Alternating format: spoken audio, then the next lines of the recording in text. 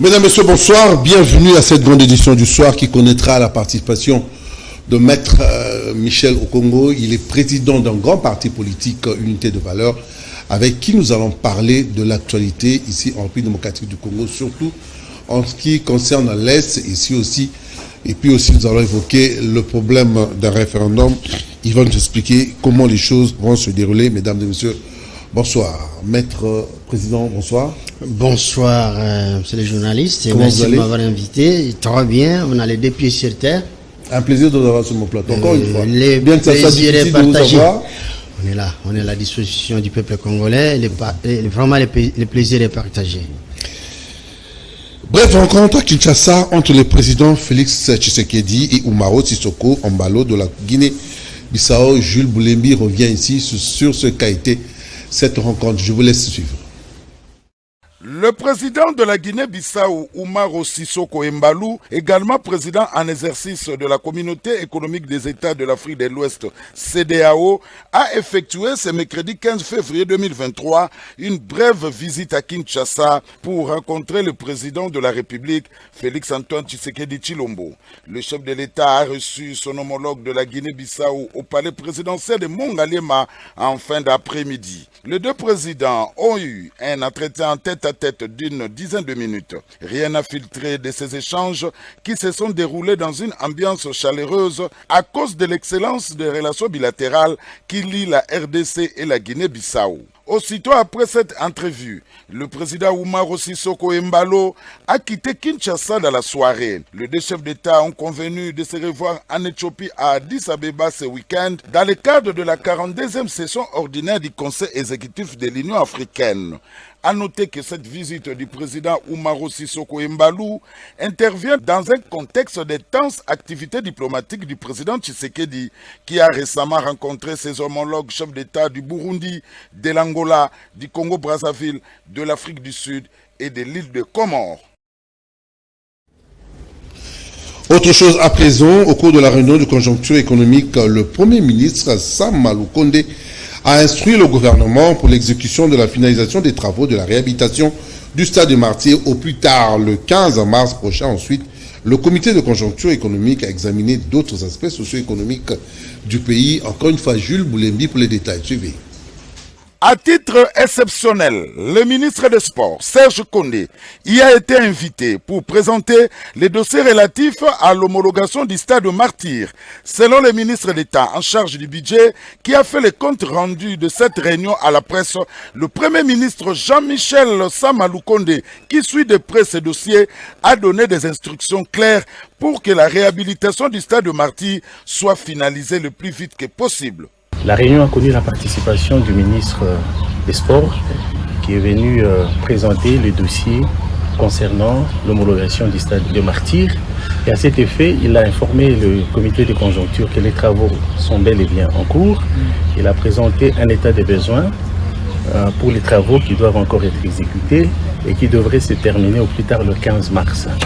Le gouvernement a reçu l'instruction ferme de la part du chef du gouvernement, le Premier ministre, de tout mettre en œuvre pour que ces travaux soient exécutés en temps utile pour permettre à notre équipe nationale de football de pouvoir s'entraîner en préparatif du championnat africain. Mais bien avant la question liée au sport, le comité de conjoncture économique a examiné divers aspects de la situation socio-économique du pays. Nous avons commencé cette réunion par un examen de la situation du contexte économique international. Et à ce sujet, on a noté que les prix des principaux produits d'exportation ont baissé sur le marché international, mais en même temps, le prix des produits pétroliers ont augmenté. En ce qui concerne les principaux indicateurs économiques, l'inflation s'est située à 2,9% cumul annuel et en glissement annuel, il s'est situé à 15,6%. Il faut préciser que concernant le taux d'échange, Aimé Bodji Sangara a souligné que le gouvernement a pris des mesures qui s'imposent pour mettre fin à la spéculation observée sur les marchés. Il a été annoncé au début de ce journal, Maître Michel Okongo, président de l'Unité de Valeurs, ce grand parti politique de la République démocratique du Congo. Encore une fois, bonsoir. Bonsoir Mario. Vous avez tendance à beaucoup réfléchir sur des problèmes ayant trait à la République démocratique du Congo, aux négociations, aux problèmes d'institutions. Là, vous avez préparé un mémorandum, je crois, si je ne me trompe pas. Exact. Est-ce que vous pouvez nous expliquer de quoi s'agit-il? Oui, en deux mots. Vous savez bien que des chocs des idées jaillit la lumière. Et nous sommes en face d'un panel de situations qui ne trouvent pas de solution. L'agression à répétition, beaucoup de choses, les pillages, tout ça. Eh bien, on se dit, tant qu'on n'a pas de solution, nous n'arrêterons pas de réfléchir. Je portais une réflexion si les Nations Unies, donc si la présence de la MONUSCO dans notre pays, la MONUSCO, pour ceux qui ne savent pas, c'est une mission des Nations Unies, telle qu'il en existe un peu plusieurs à travers le monde. Donc cette mission est chez nous depuis un certain temps, avec une mission bien précise, bien définie. Mais au regard de la réalité, la MONUSCO n'est pas à même des choses d'accomplir sa mission, et surtout que le numéro 1 de la MONUSCO a eu à faire un aveu d'échec, que nous avons rebondi là-dessus pour dire que bon, voilà, la situation est chaotique. Nous sommes remontés, on a survolé l'histoire pour voir comment ça a commencé. Et au finish, nous nous sommes rendus compte que les Nations Unies, en fait, c'est les bras séculiers des États-Unis, c'est une armée des États-Unis, comme l'ONU, comme l'OTAN en Europe. Et tout cela, c'est ce que nous avons relevé dans ce mémorandum que je recommande aux Congolais. Concrètement? Non, d'abord, nous devons nous mettre ensemble parce que nous avons compris que nous faisons partie d'une manipulation internationale. Nous mettre ensemble, la classe politique. Oui, d'abord, il faut commencer par l'élite politique parce que le peuple est ensemble aujourd'hui. Nous avons l'unité qui existe parce que ce qui se passe à l'Est de notre pays, dans la partie Est, affecte gravement le reste de notre population. Et nous voyons les réactions. Mais au niveau de l'élite politique, tellement que nous sommes manipulés, tellement que certains d'entre nous sont avides à la fois du pouvoir et de l'argent, on n'arrive pas à avancer. Et ça arrange l'Occident, ça arrange nos ennemis, notamment les Rwanda, l'Ouganda et tous les pays de l'Est. Voilà pourquoi j'ai dit, la première des choses, puisque nous sommes manipulés, c'est comme dans une équipe de football, on souhaite aligner l'entraîneur, donc le coach souhaite aligner les moins brillants et les vrais, ceux qui méritent, et on les met de côté. C'est pourquoi vous avez l'Occident qui intervient même dans les nominations, dans nos élections, ils viennent pour dire qu'il faut favoriser celui-là. Donc maintenant, il est grand temps que nous puissions, donc je parle des Congolais, que nous puissions nous mettre ensemble, tous, qu'on puisse se mettre d'accord sur les fondamentaux. Les fondamentaux, c'est d'abord notre souveraineté à défendre, notre territoire qui comporte notre territoire, notre peuple, nos richesses et nos intérêts. C'est très important. L'Angola, dans quelques années passées, je me rappelle, a pratiquement mis fin à la mission des Nations Unies à l'époque au niveau de l'Angola. Quand j'essaie de vous comprendre, est-ce que nous pouvons aussi, nous aussi dire maintenant stop, si les Nations Unies peuvent nous laisser, et à nous de nous prendre en charge? Non, nous sommes aujourd'hui la risée du monde entier, tout simplement parce que les gens refusent. Donc il y a une sorte d'exclusion des uns des autres. Lorsqu'on fait appel à l'Angola, je suis scandalisé de voir que l'actuel président angolais, lorsqu'on a tenté de se rapprocher de l'Angola, il nous dit la même chose, il dit repartez, allez négocier avec Kagame. Vous imaginez, c'est presque insultant. Qu'est-ce que ça veut dire? Pour ce grand pays, au fait. Oui, on nous renvoie discuter avec des seigneurs de guerre, Kagame, Museveni, Kaguta. Ce sont des gens qui sont arrivés ce sont des sanguinaires qui sont arrivés au pouvoir par le sang. Donc nous ne pouvons pas nous asseoir avec eux et discuter. Et voilà, nous sommes un peu balancés partout, par-ci, par-là. Je dis maintenant, il est grand temps que nous puissions nous mettre ensemble. Lorsque je vois le président, l'action du président, je peux pas aujourd'hui me permettre de critiquer. Mais nous voyons le président sur tous les fronts.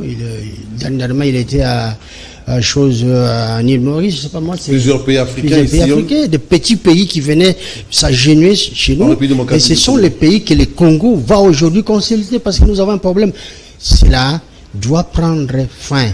Nous devons savoir nous mettre ensemble avec nos défauts, avec nos qualités, et puis avancer, parce que le Congo a besoin de sortir de cette situation. C'est ce que je n'arrête pas de dire à travers votre... Oui, j'ai posé beaucoup d'actions en faveur de notre pays.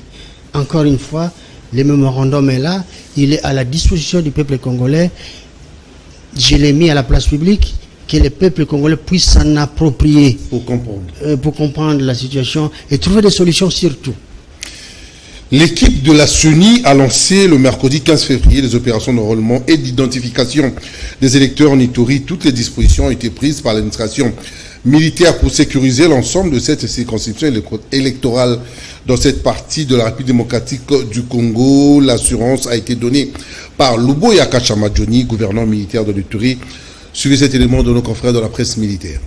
Toutes les dispositions sont déjà prises par l'administration militaire de l'Ituri pour le bon déroulement des opérations d'enrôlement des électeurs. Assurance ce mercredi du gouverneur militaire, le lieutenant-général Luboya Kachama-Djoni, à l'équipe de la CENI, à la tête l'honorable John Ilongo Tokoli, membre de la plénière de cette institution d'appui à la démocratie, à mission de supervision, à Bunia. Je suis venu pour lancer l'opération d'identification et d'enrôlement des électeurs, qui commence dans la troisième ère opérationnelle, qui commence le 16 février. J'ai reçu les assurances de la part de l'autorité provinciale que tout est bon. Le message à la population, c'est de s'approprier le processus pour que nous puissions réussir l'enrôlement et l'identification et l'enrôlement des électeurs dans l'Ituri. C'est plus de 2 700 000 électeurs attendus. C'est un grand challenge. Idéal pour nous si les Ituriens peuvent maintenir encore leur nombre de sièges au niveau de la représentation nationale. C'est ça le souci que je demande à tous les Ituriens, tous les politiciens, tout le monde, toutes les couches confondues, de s'approprier le processus et alors tous à l'enrôlement qui ne durera que 30 jours. Du côté des partis politiques, la mobilisation est également à son comble, a dit Prince Fala, président de la Ligue de jeunes de l'IDPS en Ituri. J'aimerais lancer un appel à la mobilisation massive à l'endroit de toute la population de la ville de Bunia et ses environs, de pouvoir être disponible pour un enrôlement massif afin de renouveler la classe politique autour du chef de l'État dont la réussite est acquise d'avance. À son arrivée, le membre de la plénière de la CENI a échangé avec les différentes couches sociales, les députés nationaux et provinciaux, mais aussi les agents de la CENI. Question des données, de directives pour la bonne marche de l'opération. C'est le centre d'inscription de Pauville qui servira de cadre à la cérémonie officielle. Maître Michel, là, vous venez de suivre le gouverneur Djoni qui essaie de se battre au niveau du Congo profond pour vraiment bien installer les enrôlements, pour préparer les élections. Vous êtes politique, comment vous regardez, qu'est-ce que vous dites, votre réaction? Je suis très heureux de suivre les actions de Djoni Luboya pas à pas, parce que c'est quelqu'un que j'avais reçu chez moi en Suisse, en délégation. J'étais avec Mudumbi, Nyarungabu, et puis le général Obed, actuellement général. Je les ai reçus chez moi. Je ne sais pas si j'en ai oublié un. Dans le cadre de mes activités, j'étais à ce moment-là représentant de l'IDPS en Suisse, représentant intérimaire de l'IDPS en Italie. Je les avais reçus. J'avais vu en Djoni quelqu'un, un battant, en fait. C'est un battant. Et je salue sa nomination. Et tout ce que je peux demander à notre gouvernement, à nos dirigeants, c'est de pouvoir lui donner les moyens nécessaires. Les moyens surtout nécessaires. Surtout qu'on a enlevé l'embargo. On a levé, en fait. Oui, mais si tu sois là, on en parlera, parce que c'est un piège, en fait. Parce que même si aujourd'hui, on commandait les armes, les commerces, ou plutôt les commerces internationaux. La vente des armes. Oui, tout cela. Donc, ce sont les Américains qui contrôlent. Donc, toutes les voies de sortie, nous risquerons de nous buter un problème. Par contre, je demande aux Congolais de s'organiser.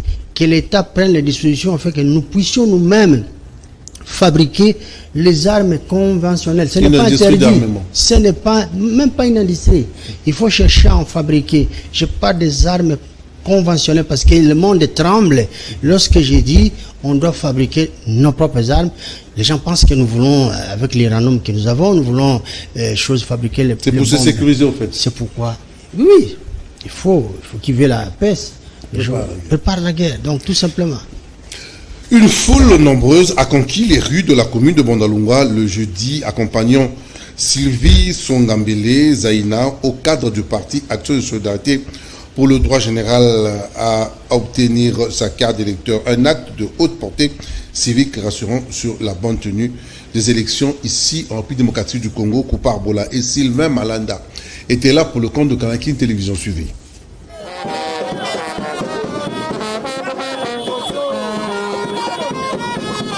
Aux heures d'avant-midi, sur le trottoir de la commune de Bandalungwa, une cohorte en liesse, jeudi 16 février 2022, a cligné les attentions de la population, accompagnant Madame Sylvie Songambele Zaina à obtenir sa carte d'électeur.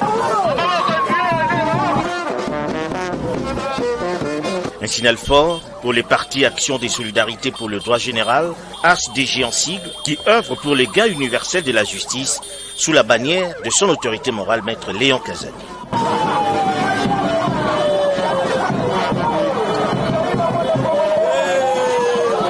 Comme tant d'autres prétendants, Madame Sylvie Songambele Zaina se veut porte-étendard des aspirations profondes du peuple congolais. Derrière elle, une foule nombreuse, aux allures des complices d'âmes, a conquis l'enclos du centre d'enrôlement situé dans l'enceinte de l'école Saint-Michel, procédant ainsi en l'enrôlement de la très dynamique Sylvie Songambele Zaina.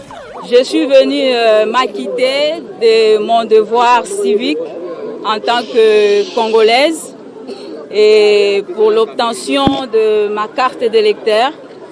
Tout s'est bien passé dans un climat apaisé et par l'occasion, je profite d'inviter toute la population congolaise en général et celle de la FUNA en particulier de venir s'enrôler massivement pour faire un choix judicieux aux élections de décembre 2023. Nous sommes derrière la vision du chef de l'État. Il a dit que les élections auront lieu et nous sommes confiants que les élections auront bel et bien lieu en 2023. Un acte civique de haute portée devant consacrer le statut d'appoint aux citoyens au clair des élections à venir.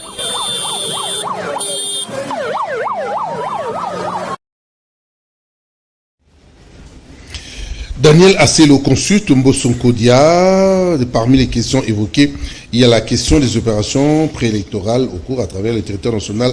Jules Boulembi pour les détails.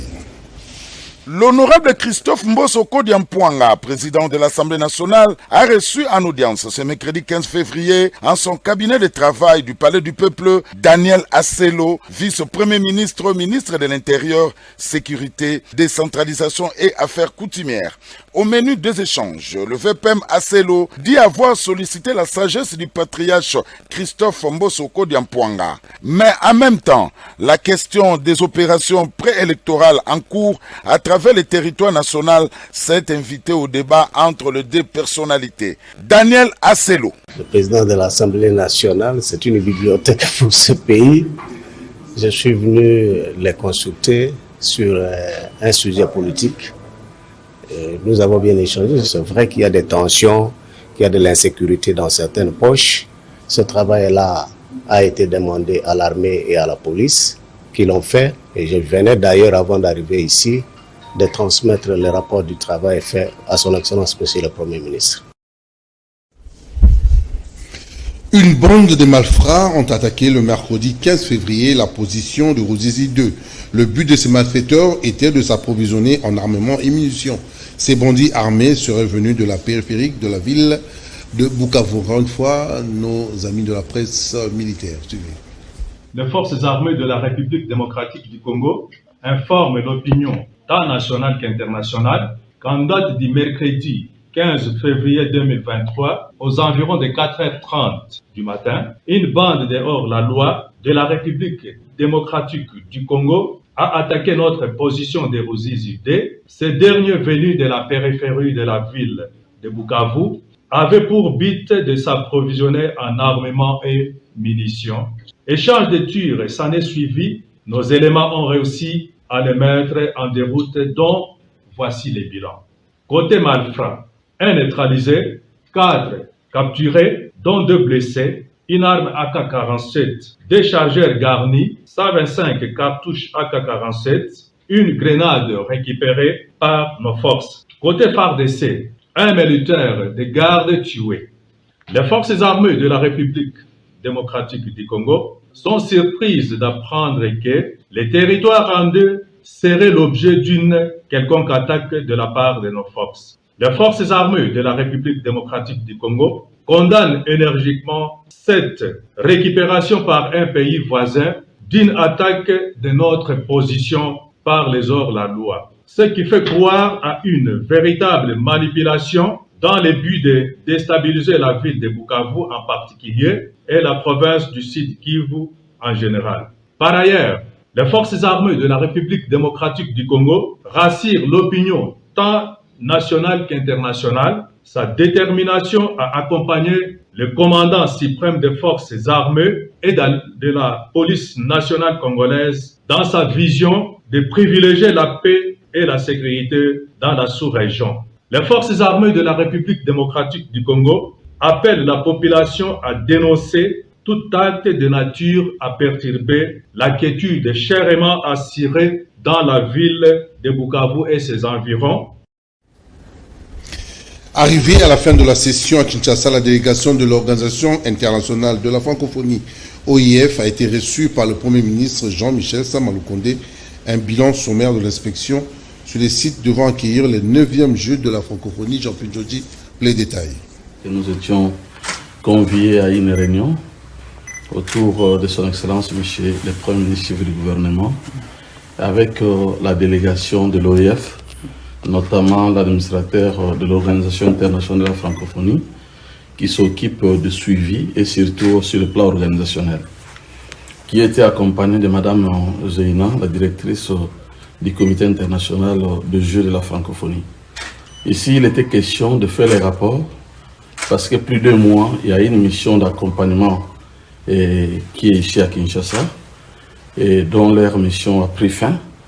Il était question de faire les rapports au Premier ministre sur l'évaluation, sur l'état d'avancement de l'organisation des 9e Jeux de la francophonie. Et le Premier ministre, il nous a donné des instructions. D'abord, il a remercié d'abord l'Organisation internationale de la francophonie pour l'appui et l'accompagnement. Et il a aussi encouragé le gouvernement et le directeur national des Jeux de poursuivre ces efforts afin que nous puissions organiser ces Jeux avec des infrastructures en cours. Donc voilà l'objet de la réunion que nous avions eu à participer aujourd'hui.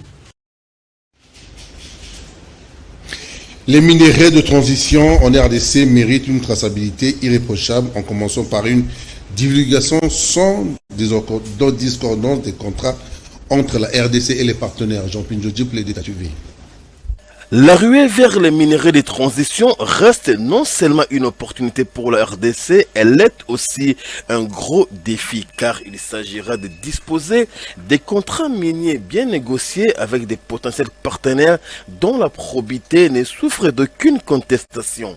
Ainsi, la coalition Publiez ce que vous payez s'investit pour qu'une loi en matière de divulgation des contrats miniers soit effective. Objectif principal, que cette ruée vers les minerais de transition, à l'instar des lithium de Manono, puisse profiter réellement à la population congolaise. Si on n'a pas une politique cohérente de divulgation des contrats, les minerais de transition ne profiteront pas à la République démocratique du Congo. Ça va favoriser la corruption, ça va favoriser la fraude et surtout les contrats, la conclusion des contrats non profitables au Congo.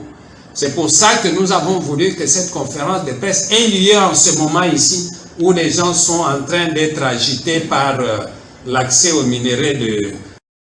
Élaguer toute discordance et asymétrie dans les contrats miniers, la RDC qui possède les minerais est appelée à revisiter les procédures des contrats que l'on devra impérativement publier et recréer la confiance et la sérénité qui ont totalement disparu sans forme de procès. Chaque contrat a un parrain.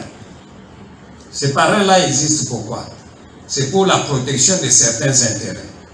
Et donc, si on a besoin des gens qui maîtrisent la question et qui puissent travailler pour l'intérêt du pays, je pense qu'on peut associer des acteurs de la société civile. Maintenant, reste à savoir, est-ce que tous les acteurs de la société civile sont capables de sauvegarder les intérêts de la communauté, parce que tout simplement ils sont de la société civile. C'est en fait l'homme congolais qu'il faut remettre en cause à tous les niveaux. Madame Maître F. Bazaïba Massoudi, vice-premier ministre, ministre de l'Environnement et du Développement durable, a visité le centre initiative de panier ménagère IPAMEC dans la commune de Bipemba. Nous sommes à Mbujimaï. Laetitia vous offre les détails.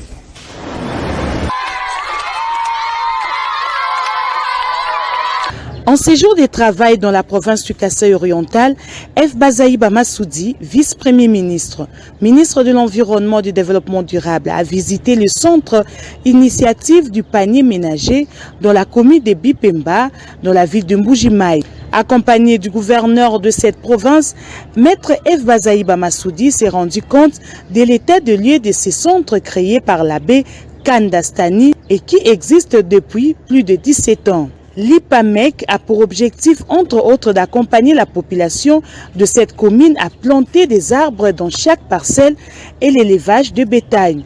À en croire le coordonnateur du centre, Jean Bosco Chilombo, la population de la commune de Bipemba bénéficie non seulement de la construction des citernes d'eau dans l'IPAMEC, mais aussi de la formation dans divers domaines, notamment l'informatique, la mécanique, l'esthétique. IPAMEC a également construit des latrines dans plusieurs parcelles. L'objectif était de montrer d'abord au VPM ce que nous sommes en train de faire, et surtout il est pour dans le ministère de l'Environnement, et de faire démontrer ce que nous avons déjà fait par l'initiateur qui est l'abbé Stani Kanda, qui est en Belgique.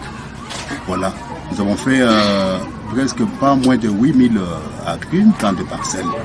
Voilà pourquoi nous avons cherché à ce que le gouverneur nous a donné cette chance d'amener le VPM pour qu'il puisse voir ce que nous avons réalisé dans le sens de l'environnement d'abord. Et puis l'assainissement, il y a certaines latrines que nous avons fait. Voilà, montrer seulement au VPM ce que nous avons fait comme réalisation dans notre site ici, Chibombo-Chimwani, bien site Machala. De son côté, la patronne congolaise de l'environnement et développement durable s'est dite satisfaite de cette initiative et a promis de les accompagner.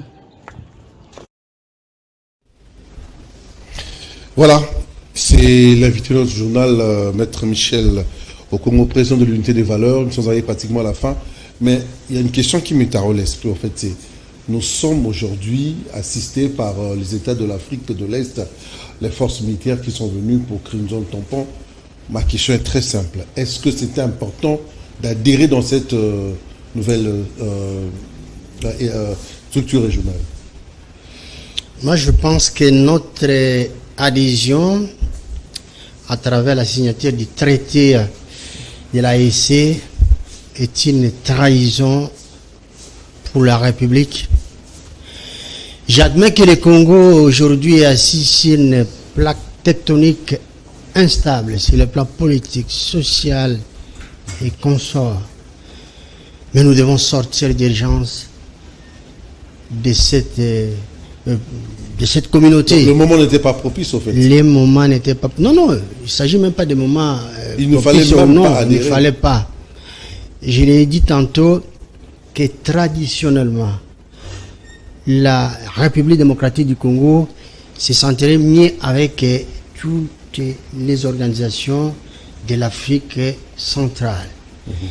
Mais Laurent Désiré Kabila est arrivé, il nous a déplacés vers l'Afrique australe. Mais là aussi, nous nous sentons plus ou moins mieux.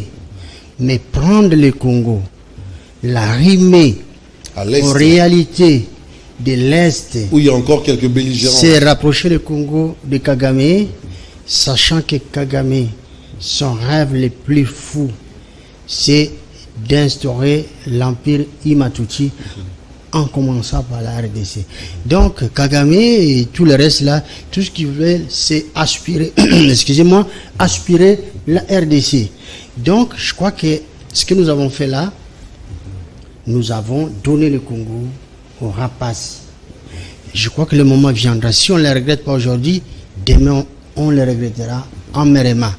Il est grand temps, parce que ça c'est à peine, je crois, le mois de... Rapidement. Les mois de mars ou avril, ça nous fera une année. Il faut sortir, parce que si on ne sortait pas, voilà par exemple ce que nous dit l'article 8. C'est ce que Mbosso et les autres doivent s'attendre. Les organes, les institutions et les lois de la communauté priment aussi la législation nationale similaire pour ce qui est des questions relatives à la mise en œuvre du présent traité. Ça veut dire que nous sommes en train de perdre notre souveraineté au profit de l'EAC. C'est ce qui a fait d'ailleurs dire le chef de l'État, qu'il a dit clairement, il dit, et désormais, l'EAC est devenu notre pays, ça ne sert à rien de se battre pour des morceaux de terre. Écoutez, il est temps, si le chef de l'État a été mal conseillé, mal orienté, il faut qu'il se ressaisisse. Voilà les mots de la fin au sujet de ces... Je n'arrêterai pas de me battre pour cela. Merci beaucoup d'être venu, je vous remercie. C'est moi qui vous remercie de m'avoir invité. Merci à toi, Kopar Bola, merci à toi, Soule Mboyo, merci à toi, Ursule Mikakamane, sans oublier Tony Binda Diataba. Nous sommes arrivés pratiquement à la fin de cette grande édition. La rediffusion, c'est à minuit. Et puis demain à 7h, toujours sur la même chaîne Kanakin Télévision. Mais l'info continue sur la chaîne YouTube de Kanakin Télévision. Vous allez suivre le journal. Allez, je vous dis bye bye, prenez bien soin de vous.